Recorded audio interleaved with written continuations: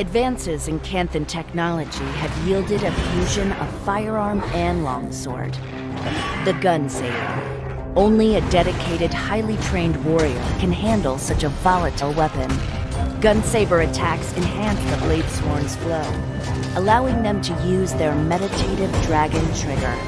In this state of calm and concentration, they can load their gun saber with magically imbued cartridges that power up their attacks.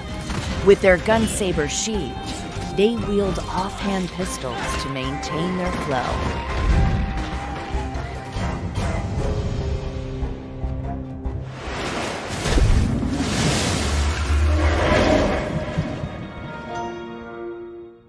All right, let's do it. This is the Bladesworn. So currently got the gun saber activated. We have a pistol, a couple of skills, not very exciting. Who cares about the pistol? We got this super cool gun saber. We'll definitely talk about the pistol in a little bit. But we want to start out with the gun saber. We'll talk about the profession mechanic changes a little bit as well. So first things first, the gun saber is kind of a little bit different from a lot of the more transformation-based kind of extra kits that we've seen in the past, stuff like Celestial Avatar, any sort of Death Shroud, or like Photon Forge, for example. These are all kind of gated behind some sort of resource. And the gun saber is not. It is just effectively a separate weapon. And so one of the trade-offs for this character is that while you're in combat, your weapon swap is actually going to be disabled, because the understanding is that your secondary weapon is always the gun saber. You'll still be able to equip two weapons, obviously, and then kind of pick and choose before you engage with something. So you might want to have a rifle for some fights. You might want to have, say, a greatsword for some other fights. Make sure that you're swapped into that before you actually engage combat, because that's going to get locked down. You're only going to be able to swap between your active weapon and the gun saber. We'll talk about the skills in a minute here. I'm going to talk a little bit more about how Adrenaline's different for this character. Then we're going to talk about the burst skill for this character, because that's a super exciting part of this. But starting off, we're going to see that, so one thing is here, we've renamed Adrenaline to Flow, and that's partially just because it's a little bit different in terms of how it's built. As you can see, I'm hitting this golem and I'm not getting any flow. So that's one kind of separation. It's enough of a mechanical difference that we wanted to change the name to kind of avoid confusion and kind of just more thematic to this character, which is a little bit more calculated, a little bit more almost meditative compared to something like even Core Warrior, or just Berserker, which is kind of that super aggressive, all-in bursty character. There's a lot more kind of deliberate in his decisions. So once you actually enter combat, I'm currently cheating and not able to get into combat. Once you get into combat, you'll see, all right, I'm starting to build flow because I have this buff that says positive flow. And we'll see some other ways to get access to this buff in higher stacks.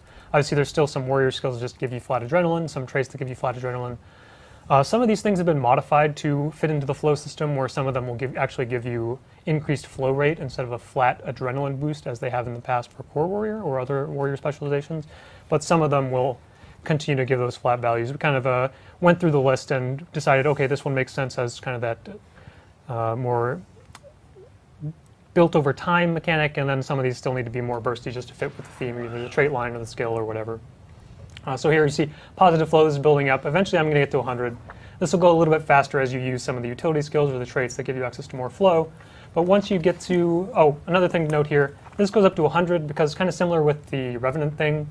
100's a lot cooler than 30. It's about 70 higher. We did some impressive math on this one as well and confirmed that 100 is just a much more powerful number to have access to than 30. So key balance decisions being made. We hired an accountant for that. So once you have access to, I mean, any amount of flow here, we actually need like 10, similar to burst limits on Core Warrior. Once you have enough flow, you can enter what we're calling Dragon Trigger.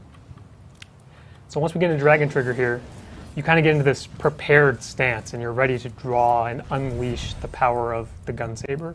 And so you see, it took about 5 seconds to fully charge these charges. It's going to drain every half second, it'll drain 10 and build up to that maximum of over 5 seconds of maximum damage. And this is really going to allow you, there's going to be 3 different flavors of Dragon Slash. We'll start with the most powerful one. Did you say flavors? I did say flavors. Cool. Cool. Yeah. I like that. That's a word. So I'm going to cheat real quick and give myself guaranteed critical hit so we can really show off how much damage the skill is going to do, because we love large numbers. All right, chat, what do you think? What do you think? We're charging this ability for like 10 seconds, right? Or 5 seconds, sorry, but we built up a lot of adrenaline. All right, I got my vision sigil from out of nowhere. Impressive. But let's see how much damage this skill is actually going to do when I guarantee crit. Remember, this is a heavy golem, so about 2600 armor. It's not an ambient creature. We're not going to do any nonsensical things there. But all right, we're going to unleash Dragon Slash Force. So that's about, okay, that actually did 25,000 damage. That's actually way too low. And I actually am on the wrong equipment set where I don't actually have any gear equipped and also no traits. So real quick, let's get a real number in here. Swap over to Berserker. That's not Berserker, but we'll deal with it. 1 second. Let's get some better gear here real quick. This guy will come back, re-equip this guy. The deception of the outfit. Put on some traits. Yeah, let's activate this. Get out of combat. I don't know if I'd recommend this build. This is just some damage multipliers in here. If we really wanted to go crazy, you'd probably equip Warrior's Cunning, but no one takes that trait. That's not realistic. It's only going to be against high health targets anyway. Obviously, the 5 signets, most important piece of the warrior build here. So let's just build some adrenaline real quick. Hop in here, get into combat. I'm also going to cheat again real fast and give myself some offensive buffs that some players might be familiar with, because we're just going to get some quality damage numbers coming out here. All right, so we got some buffs. This guy has 25 vuln, has cripple in there because I have leg specialist, why not? So let's hop in here. Maximum charge, Dragon Slash. Got all these buffs. We got like Frost Spirit in here, Assassin's Presence, Peak Performance. That's the Bladesworn Grandmaster damage trait. We got some banners. They're around here somewhere, I'm sure. But let's see. All right, now let's see how much damage this skill is going to do. Does anyone have any? I can't even see the chat, so I'm just, I was talking to the watching, chat. and one person got pretty close. All right, So let's see what we get here. We're firing this off. We're going to see 350,000 damage. Okay, that's actually a bit lower. There's some variance in weapons. I've seen about 450, 475,000 damage is kind of the top end. But we really wanted to make sure this is, rewarding enough. Is Twitch chat going a little bit crazy? Yeah, they just flipped. 350,000? Is that number high? I mean, It's not that high. heavy armor target. Oh, 372. There we go. Better weapon roll. Yeah, so that's a pretty impressive damage number. Competitive players, don't worry, the number is going to be a lot lower. We somehow figured out that dealing 370,000 damage against players who have about 20,000 health, probably not the best idea. Depends on which one of those people you are. It does depend, so that's going to be a little bit different. But kind of the other important, I'll just go back to normal here to get rid of all those extraneous buffs. But the key thing to note here is that this scales exponentially with the number of charges. So if I fire this up very quickly after, we're going to see, okay, that only did like 2,000 damage because it was only a single charge. And it's going to build up slowly, and then once you get into kind of the latter few charges of the skill, you're going to see a much larger exponential ramp. And this is actually governed by a really nonsensical third-order polynomial equation that has some interesting coefficients, and there's some words about math. So based on your charge level, it does some calculations, says, okay, here's how much damage you're supposed to do. And the end result is a large number at higher charges. Makes sense. Okay, so outside of memes, damage, high numbers, that's Dragon Slash Force. So that's the first kind of, this is the purest damage version of Dragon Slash. This does the most damage.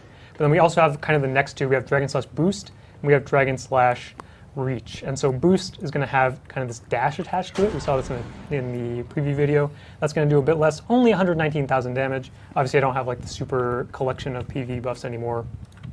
But similarly, damage is going to fall off. The damage is going to fall off even more for Reach, which is going to be the ranged version. And this is going to fire off a piercing projectile that can line it up, hit a bunch of targets. But the damage is significantly lower because there is, less risk into using this skill. And we see a couple other skills in here that are not Dragon Slashes, and the idea is that you're kind of forced into this stationary gameplay, so you're very susceptible, very easy to run away from as well. So we have Trigger Guard here, it's just going to give Aegis, mitigate an incoming attack, pretty reasonable. And then secondly, we're going to have Flicker Step.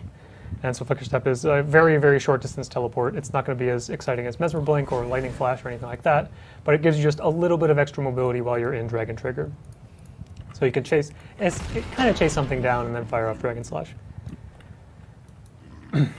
So next we're going to talk about the Gun Saber skills. That's all the profession stuff, really cool stuff. I recommend having equipment equipped when you use damaging abilities. Yeah. Obviously you don't need it. Like, we're still heading for what, 25k without any equipment? That's pretty solid. So moving into the Gun Saber, and one thing we're going to see with the Gun Saber is that because it is kind of this mandatory weapon, you always have to have this equipped, it's going to be a little bit flexible. It's not going to be like a hard glass cannon weapon. It's not going to be anything too specific toward anything. It is very much a power-focused weapon, as we're also going to see on the pistol. But it is going to be a little bit more flexible because we're going to have some range. We're going to see a little bit of defense, a little bit of mobility. Just starting off with the auto attack chain, we have kind of this pretty standard 3-hit combo. The only kind of extra at the end is that we're going to see this explosion skill fact on a few other Bladesworn skills as well. There's going to be traits that play off explosions for this character, so some of the damage gets moved from the actual strike into that secondary kind of explosion mechanic. Moving on into next, Blooming Fire. This one's going to be, again, more damage. Nothing too crazy. Melee range, you can move while you cast this. A little bit of extra reach as opposed to some of the skills that with similar behavior where they kind of cast in place. Moving into Artillery Slash, is going to be a ranged. Nothing too crazy again. It's going to be cripple.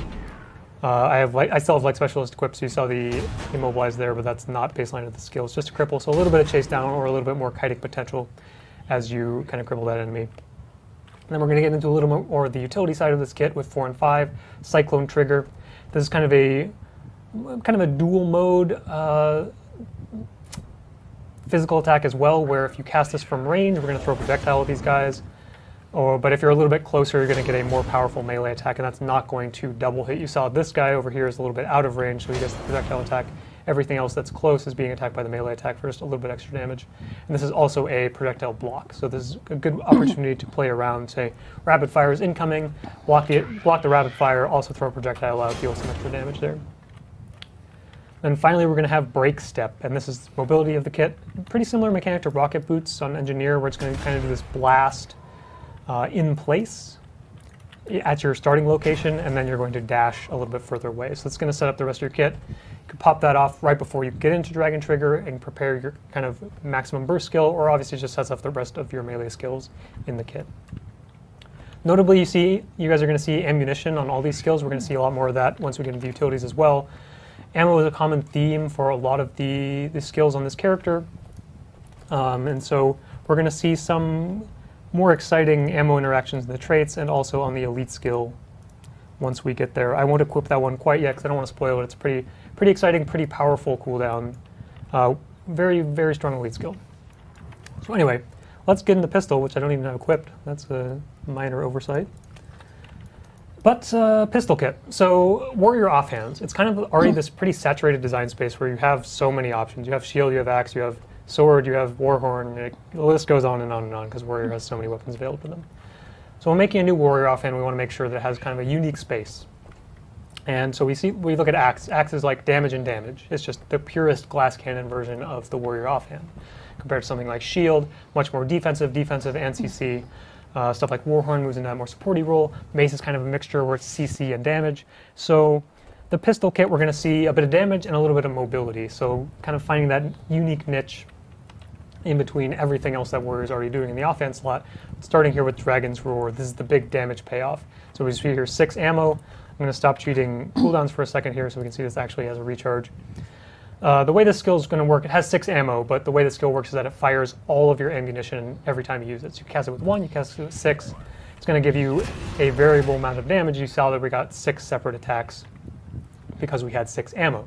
So maximum DPS from the skill is going to be maximum ammo, makes sense. But you do have the opportunity to kind of press this button.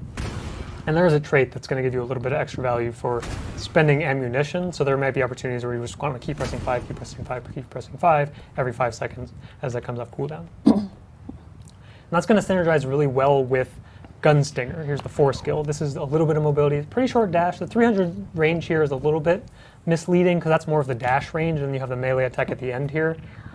So it's going to space about maybe like closer to 450 units in terms of how far away you need to be from your enemy to make sure you hit them. And so this is also going to give a little bit of vulnerability, a nice Aegis on top of that, so a little bit of setup on your dash in, make sure you don't just get completely blown up, and also set up the next damage skills from the rest of your abilities. The important note here is that it restores ammunition to your Dragon's Roar. So if we fire off Dragon's Roar, dash back in immediately, we're already back up to 3 ammo, wait a little bit, get the 4th ammo, then fire that skill off again. And that's going to be kind of like the burstiest version of the combo is spend 6, dash back in, spend 3, and that's a lot of potential damage from the pistol offhand. So moving into the utility skills next, this is the armament utility type, and this is never before seen, brand new, amazing. What is an armament? It's, you know, the armament, every time we think about utility skills, you know, we figure out, okay, what do we want to do for this character? And do we have a skill type that already exists and kind of fits that theme, fits that type? Sometimes the answer is no, so we just make a new skill type. Here we have armaments, there you go. And so what we're going to see, obviously we see a lot of ammunition. We're going to see some of these skills kind of combo with each other, where you're going to be able to spend kind of ammo back to back and use up all your charges to get a little bonus effect there. Or you can just kind of space them out and really plan, be a little bit more deliberate in your decision making, and spread out the value from those ammunition skills. So starting with combat stimulant, here's the heal skill. Let's take some damage real quick, get into combat so that matters. So the way the skill works, we're going to see a smaller initial heal, and then we're going to get this buff on us called Stim State. When this expires, it's going to heal me again. There's a big heal on the end. So a little bit harder to use. You're going to want to kind of precast this a little bit earlier, make sure you have enough time to buy that 5 seconds for that to fire off. Alternatively, you can have the opportunity to recast, because if anyone who was reading the tooltip while I was hovering on this, you see that if you cast the skill while you're already in Stim State, it's going to give you boons instead. So you have the option to kind of trade off healing for more damage. Pops this, pop it immediately, again I get quickness, I get vigor, I get fury.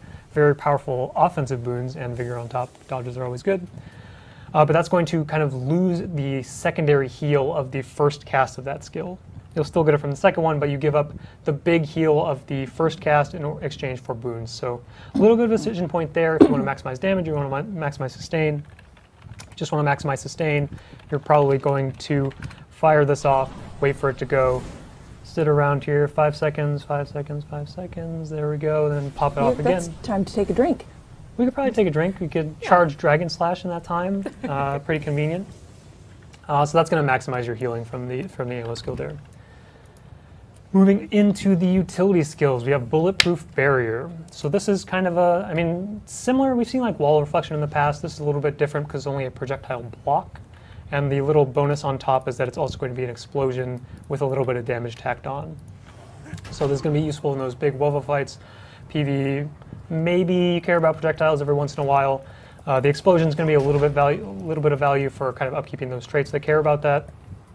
And similarly, just, you know, more damage if you really feel the need. There's probably better warrior utilities to take if you just only care about damage, but here's the option if you really want it with Bulletproof Barrier. Moving on to Electric Fence. So this is another one of these skills that's kind of combo with itself, where we'll throw it out here. This is going to be a kind of cripple wall. This is something that we've seen with like Temporal Curtain on Mesmer Focus, and if you actually space this properly, it will hit stationary targets. More naturally, it's going to be when someone runs through this wall, they're going to become crippled. But if the target is already crippled, you're going to get the immobilized. So you can fire this off back to back, kind of get that cripple, and then fire it immediately again, get that immobilized. A little bit less optimal. Ideally, you're going to want to get the cripple from some of your other sources, maybe from Throw Axe, maybe from Savage Leap, because then you're going to be able to kind of get immobilized into immobilize from these 2 charges here, instead of having to waste 1 just to get cripple. But a pretty decent crowd control option there. Then next up we have Flow Stabilizer. So this is the first skill that we're seeing that's going to increase your flow rate. We'll see a bit more in the traits once we get there. Basically, this is just going to give you increased positive flow, which is a useful thing to have for this character because you do care about flow as you no longer get adrenaline from hitting enemies. So here, baseline, this is going to give me 2 stacks of the buff. It's also going to give a little stability, but if you already have stability, it's going to give you a bonus stack. So again, this is an option to kind of fire these off back to back.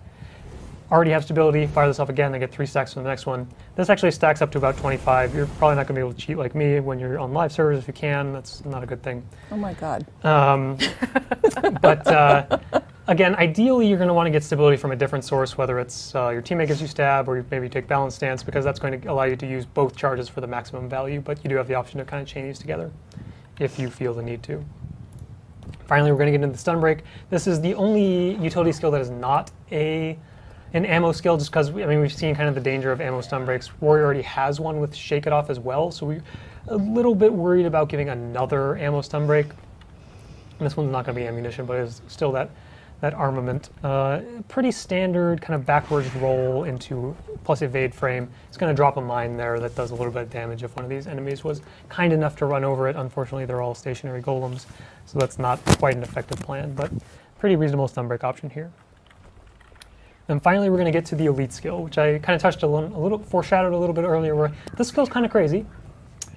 But it's only a single line of text, so how crazy can it really be?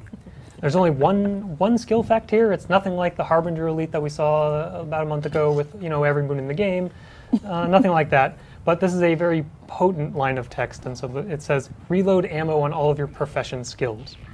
And what does that even mean? So any warrior skill that uses the ammunition mechanic, which is most of these armaments utilities, we see a lot of skills in the gun saber. Obviously, like even throw axe, shouts, dragon's roar, all of these skills use ammo. And so what tactical reload says is any of these skills that are not a full ammo are going to get +1 ammo. And so that is kind of absurd, because we just ran through, obviously you could just have rifle too, which has a bunch of ammo skills. That is potentially a lot of buttons getting essentially a full charge back with a single skill on it, only 30-second cooldown. This is a bit higher in competitive because this is a pretty scary amount of effectively cooldown reduction to have on a single instance. But this is really going to enable, we saw a bit of longer cooldowns here in the Gunsaber kit, like here's 25, 35, 40 even, 40. But that is because tactical reload exists as kind of this option to chain all these skills together, use up all my ammunition, fire off tactical reload, fire off all my skills again, and just create this really potential high burst opportunity.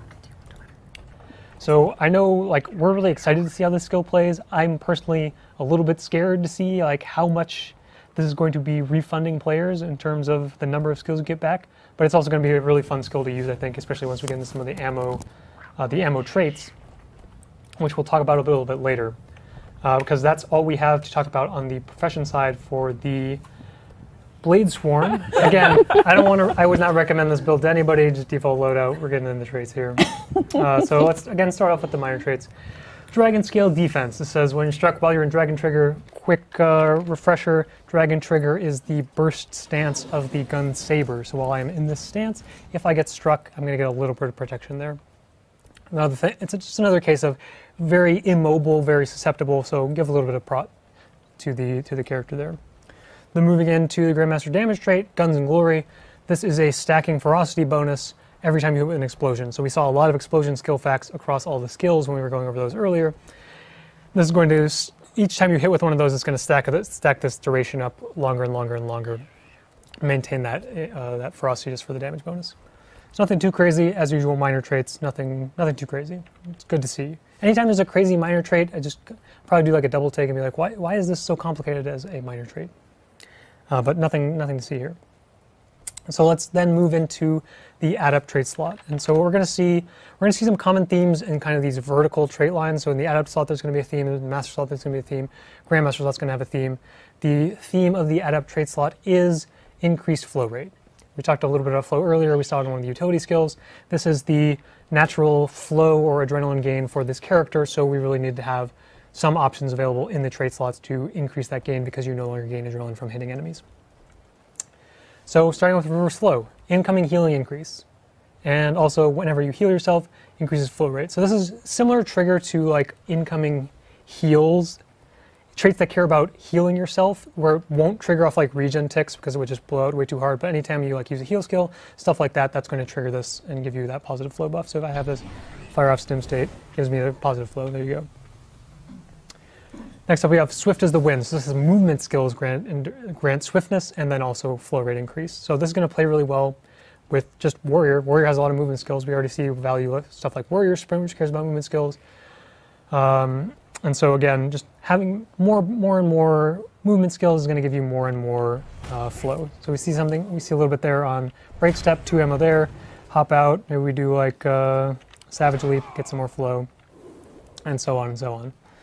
Finally, we're going to have Unseen Sword, and so this one is going to grant you positive flow every time you swap weapons.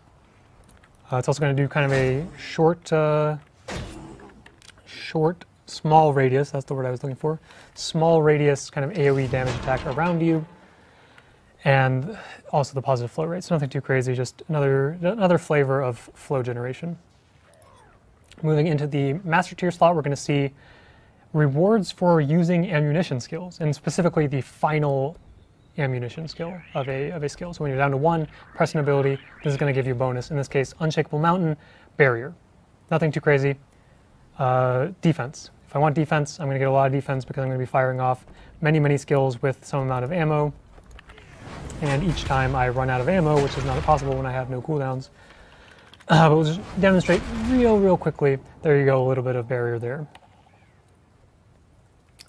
Similarly, next up we have Fiercest Fire. Instead of Barrier, this is going to give you kind of an AoE strike that's going to do burning and a little bit of damage.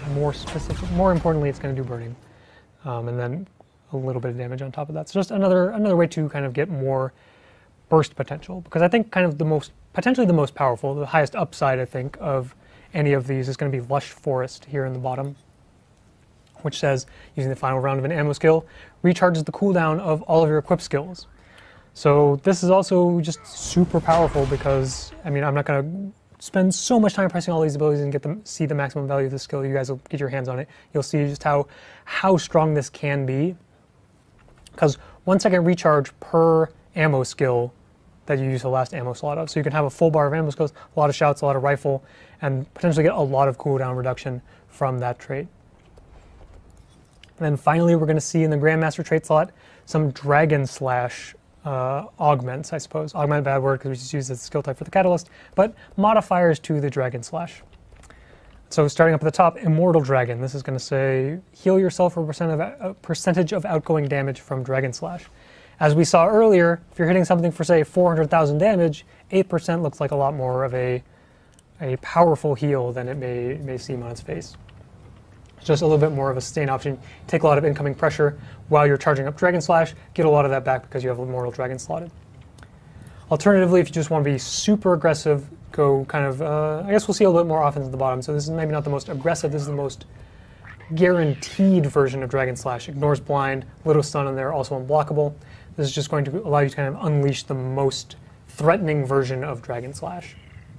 And finally here in the bottom is Daring Dragon. And so the interesting thing here is that you see it immediately adjusted our UI. We can only charge 5 times. We can still build up 100 flow, but we can only build up to 5 charges. And so what that's going to mean is we get up to 100, charge it up, maxed out, we're going to fire that off, and if we still have flow left over, I'm a big cheater, so I always have flow left over, so you're going to re-enter Dragon Slash, or Dragon Trigger rather, and then you can charge up again, use the rest of the flow, so you can potentially go back to back with the Dragon Slashes.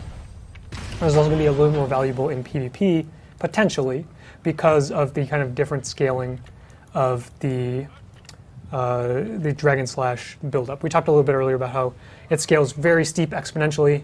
It's a little bit faster and then falls off a little bit harder in PvP and in World v. World just because it's a little bit harder to justify staying in place for 5 seconds. So a little bit more upfront and a little bit more fall off at the end, but it will continually give increased damage as you charge that up.